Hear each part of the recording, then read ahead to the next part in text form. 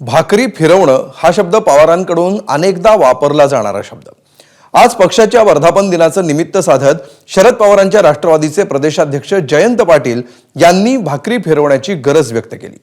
ही भाकरी फिरवण्याची सुरुवात आपल्यापासून व्हावी अशी भूमिका घेत त्यांनी नव्या चेहऱ्यांना संधी देण्याचीही जाहीरपणे मागणी केली. आता राष्ट्रवादीमध्ये खरोखरच भाकरी फिरणार का आणि फिरलेल्या भाकरीचे परिणाम काय होणार याची जोरदार चर्चा सुरू झाली आहे. पाहूया याविषयीचा स्पेशल रिपोर्ट. देशाच्या राजकारणातील हिमालय आणि महाराष्ट्राच्या राजकारणातील पद्मभूषण आदरणीय शरदचंद्रजी पवार साहेबांचं आगमन. मला पवार साहेबांनी बरीच संधी दिली, 7 वर्षाचा कालावधी दिला. दोन्ही राष्ट्रवादी काँग्रेस एकत्र येण्याबाबत काही ठोस विधानं नेत्यांकडून होतात का याच्या प्रतीक्षेत असणाऱ्या कार्यकर्त्यांना प्रदेशाध्यक्ष जयंत पाटील यांनी वेगळाच धक्का दिला. गेल्या 7 वर्षांपासून प्रदेशाध्यक्ष पदाची जबाबदारी सांभाळणाऱ्या जयंत पाटलांनी नव्या चेहऱ्यांना संधी देण्याची इच्छा जाहीर व्यासपीठावरून बोलून दाखवली आणि कार्यकर्त्यांनी एकच गलका केला. मला पवार साहेबांनी बरीच संधी दिली, 7 वर्षाचा कालावधी दिला. शेवटी पक्षाने नव्या चेहऱ्यांना संधी देणं आवश्यक आहे. मी या निमित्तानं तुमच्या सर्वांच्या देखत एवढीच साहेबांना विनंती करेन. शेवटी पक्ष पवार साहेबांचा आहे, त्यामुळे पवार साहेबांनी याच्यावर योग्य तो निर्णय, कारण आता आपल्याला बरंच पुढं जायचंय आणि त्यामुळं मी पवार साहेबांचे मनपूर्वक आभार मानतो. प्रदेशाध्यक्षांनी नव्या चेहऱ्यांना संधी देण्याची केलेली मागणी पक्षाध्यक्ष शरद पवारांनी उचलून धरली. जयंत पाटलांच्या या मागणीमागे उभं राहण्याचं आवाहन देखील कार्यकर्त्यांना केलं. तालुका स्तरावर नवे चेहरे दिसलेच पाहिजे असा आग्रह पवारांनी धरला खरा, मात्र वरच्या फळीत नवे चेहरे दिसणार की नाहीत याविषयीची उत्सुकता कायम ठेवली. एवढंच सांगू इच्छितो की प्रमुख सरकारांना एकत्र घेऊन त्यांच्याशी या विचाराशी आम्ही सुसंवाद साधू आणि सामूहिकपणानं या संदर्भाचा निर्णय घेऊ. हा निर्णय घेत असताना प्रत्येक तालुक्यामध्ये, प्रत्येक जिल्ह्यामध्ये नवीन चेहरे हे दिसले पाहिजेत. आपण उभे केले आणि त्यांना शक्ती देतात. जयंत पाटलांनी राजीनामा दिला नाही, मात्र नव्या चेहऱ्यांना संधी देण्याची इच्छा व्यक्त केली आहे. तर त्यांची ही इच्छा पूर्ण व्हावी यासाठी रोहित पवार विशेष आशावादी असल्याचं दिसलं.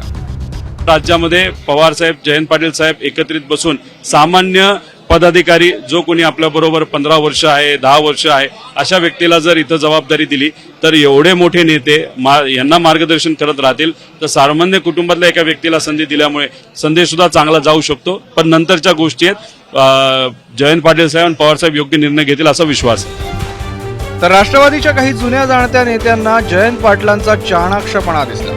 त्यांच्या भाषणातील वक्तव्यामागचा खरा उद्देश अनिल पाटलांनी समजावून सांगितला. जयंत पाटील साहेब हे हुशार आणि चाणाक्ष असलेले नेते आहेत. खरोखर त्यांचं कर्तृत्व सुद्धा मोठं आहे. पण ज्या वेळेला एखाद्याला वाटतं की आपला आता खुर्ची जाऊ शकते किंवा इकडे तिकडे काही होऊ शकतं, तर ते खुटा हलून माती पक्क करून तो खुटा मजबूत करण्याचं काम बहुतेक जयंत पाटील साहेबांनी त्यांच्या भाषणातून थोडंसं सांगितलं आणि कार्यकर्त्यांमधनं आपला खुटा पक्का करण्याचं काम केलेलं दिसतंय.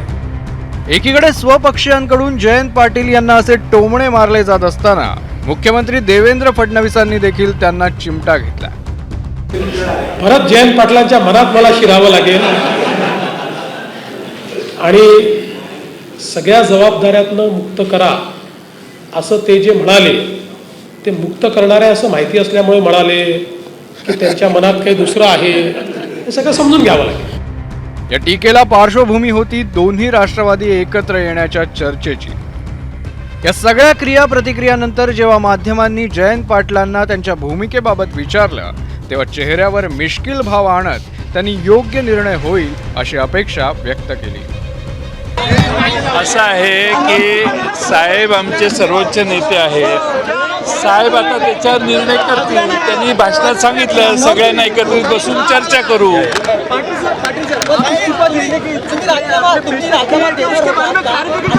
राजीनामा देणार नव्हतो. मी सांगितलं की ही व्यवस्था जी आहे त्याच्यात नव्या पिढीची लोक आली पाहिजेत. त्यासाठी साहेबांनी योग्य तो निर्णय घ्यावा. साहेब असं आहे की मी गेले 7 वर्ष हे काम करतोय. साहेबांना आणखीन वेगळा विचार करायला मुभा दिली पाहिजे. त्यांना योग्य तो निर्णय घ्यायची तयारी त्यांना मोकळीक दिली पाहिजे आणि ते योग्य त्या बाबतीत सर्वांशी चर्चा करून निर्णय घेतील. थोडक्यात राजीनामा न देता नव्या चेहऱ्यांना संधी देण्याची मागणी जयंत पाटलांनी केली आहे. शिवाय शरद पवार योग्य तो निर्णय घेतील अशी खात्रीही व्यक्त केली आहे. दुसरीकडे शरद पवारांनीही योग्य निर्णय घेणार असल्याचं म्हटलंय. ते देखील सर्वांशी सुसंवाद साधून. आता नव्या चेहऱ्यांना संधी देणारा आणि जुन्या चेहऱ्यांचं समाधान करणारा असा कुठला निर्णय शरद पवार घेणार याचीच सध्या दोन्ही राष्ट्रवादीत चर्चा सुरू आहे. ब्युरो रिपोर्ट, एबीपी माझा. एबीपी माझा, उघडा डोळे बघा नीट.